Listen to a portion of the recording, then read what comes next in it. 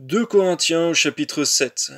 Ayant donc de telles promesses, bien-aimés, purifions-nous de toute souillure de la chair et de l'esprit, en achevant notre sanctification dans la crainte de Dieu.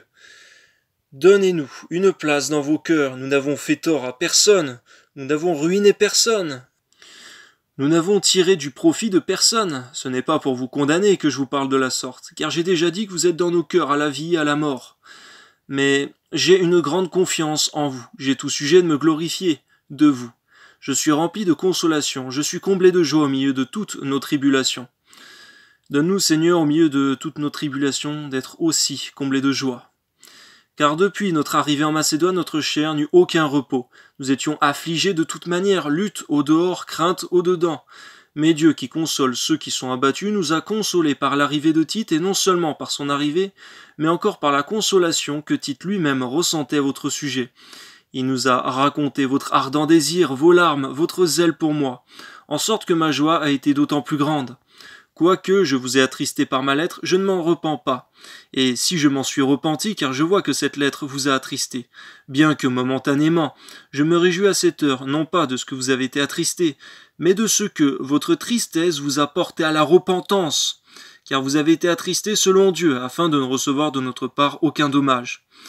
C'est vrai, Seigneur, la tristesse selon Dieu, qui amène à la repentance, on ne s'en repent jamais.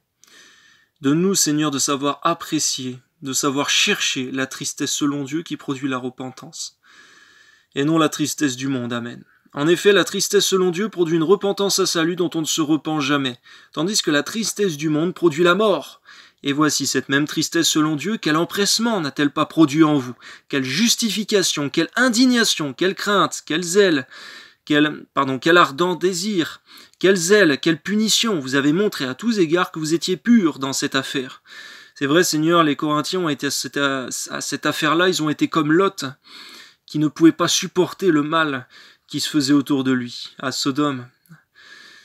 Donne-nous par ta grâce de ne pas non plus pouvoir supporter le mal, le péché, l'iniquité, l'impureté, Seigneur, que ces choses-là nous soient toujours en horreur.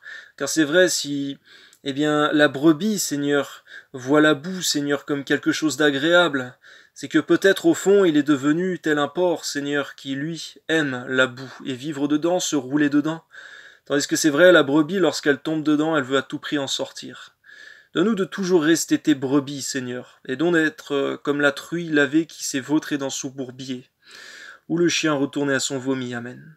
Si donc je vous ai écrit, ce n'est ni à cause de celui qui a fait l'injure, ni à cause de celui qui l'a reçu. C'était afin que votre empressement pour nous fût manifesté parmi vous devant Dieu. C'est pourquoi nous avons été consolés. Mais outre notre consolation, nous avons été réjouis, beaucoup plus encore par la joie de Tite, dont l'esprit a été tranquillisé par vous tous.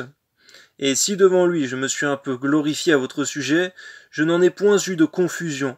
Mais comme nous vous avons toujours parlé selon la vérité, ce dont nous nous sommes glorifiés auprès de Tite, c'est trouver aussi la vérité.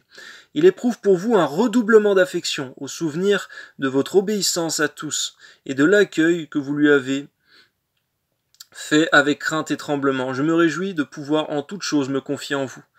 On voit le redoublement d'affection qui s'est fait dans le cœur de Tite suite à l'obéissance de ton peuple, Seigneur.